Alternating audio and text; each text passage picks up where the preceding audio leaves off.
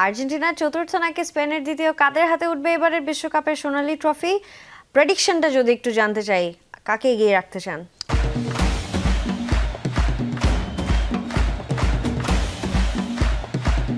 আমার প্রেডিকশনটা আমি অবশ্যই দিতে চাই, দিব, কিন্তু তার আগে ফুটবলের সবচেয়ে যে প্রসিদ্ধ ওপটা অ্যানালিস্ট তাদের একটা প্রেডিকশন দেখাতে চাই। আমার কাছে একটা প্রেডিকশন আছে, তারা ফাইনাল ম্যাচের রেজাল্টটা নিয়ে প্রেডিকশন করেছে। তারা দুই দলের যে শক্তিমত্তা আছে সেটা নিয়ে সিমুলেটর ম্যাচ আয়োজন করে থাকে, অনেক ডাটা ক্যালকুলেশন করে তথ্যটা দিয়ে থাকে।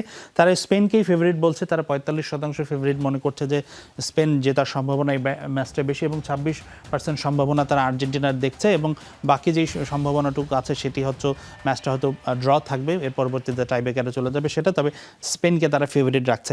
আমি যদি একদম নিরপেক্ষভাবেই বলতে চাই, দুই দলের শক্তিমত্তা, পেন অন পেপারে হিসাব, অতীত পারফরমেন্স সব কিছু এই বিশ্বকাপের পারফরমেন্স হিসাব করলে অবশ্যই স্পেনকেই কিছুটা ফেভারিট মনে হয়। তবে কিন্তু সবসময় আসলে স্ট্যাট বা অতীত পারফরমেন্স ম্যাটার করে না। আর্জেন্টিনার এক্স ফ্যাক্টর হতে পারেন লিওনেল মেসি। লিওনেল মেসি যখন গোল করেন কিংবা গোল করান, তিনি একাই কিন্তু ম্যাচের পুরো চিত্রটা পাল্টে দিতে পারেন। তো সেই হিসেবে আমি ওভারঅল বলতে চাই এই ম্যাচে আসলে নিরঙ্কুশ ফেভারিট বলার কোনো সুযোগ নেই। লিওনেল মেসির কারণেই আসলে আমার কাছে মনে হয় স্পেন যতই এগিয়ে থাক স্ট্যাট বা এইসব প্রেডিকশনে, আপনি আর্জেন্টিনাকে কখনোই পিছিয়ে রাখতে পারবেন না।